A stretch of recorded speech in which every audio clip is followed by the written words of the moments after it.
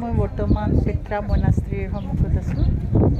Petra মনাষ্ট্ৰীটো পেট্ৰাৰ পৰ্বতৰ একেবাৰে ওপৰত অৱস্থিত।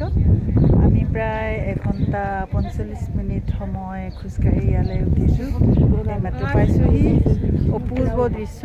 ইয়াৰ পৰা এই টপৰ পৰা পৰ্বতৰ ওপৰৰ পৰা তললৈকে চাৰিওফালে অতি সুন্দৰ দৃশ্য। আৰু আহোঁতে যিটো দৃশ্য, ইয়াৰ শিলবোৰ আপোনালোকে গুগলত চাৰ্চ কৰিলে পাবই।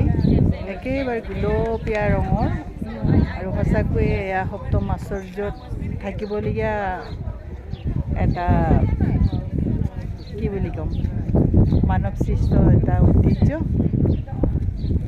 আৰু ইয়ালৈ আহি সঁচাকৈ আমাৰ গ্ৰুপৰ বহু লোকে বগাব লাগে বুলি ওপৰলৈ উঠি অহা নাই। মনাষ্ট্ৰীটো একেবাৰে ওপৰত প্ৰায় 2 ঘণ্টা আমি প্ৰায় বগাই উঠিলোঁ। আৰু মই সঁচাকৈ আজি মোৰ এটা মনোবাঞ্ছা পূৰ্ণ হ'ল বুলি ভাবিছোঁ। আৰু এই ওপৰলৈকে উঠি নহাহেঁতেন হয়তো এটা আশা আৰু গ'লহেঁতেন মনত। বহুদিনৰ আকাংক্ষা আছিলে। এইটো মোৰ পিছফালে দেখিছে নহয়, এইটো হ'ল মনাষ্ট্ৰী, পেট্ৰাত থকা মনাষ্ট্ৰীটো, যিটো চাবৰ কাৰণে হয়তো প্ৰত্যেকজন মানুহৰে আকাংক্ষা। ইয়াত অজস্ৰ টুৰিষ্ট পূবৰ পৰা, পশ্চিমৰ পৰা, পশ্চিমীয়া দেশৰ পৰা, পূবৰ দেশৰ পৰা, মধ্যপ্ৰাচ্যৰ পৰা গোটেইবোৰ মানুহৰ সমাহাৰ ইয়াত ঘটিছে।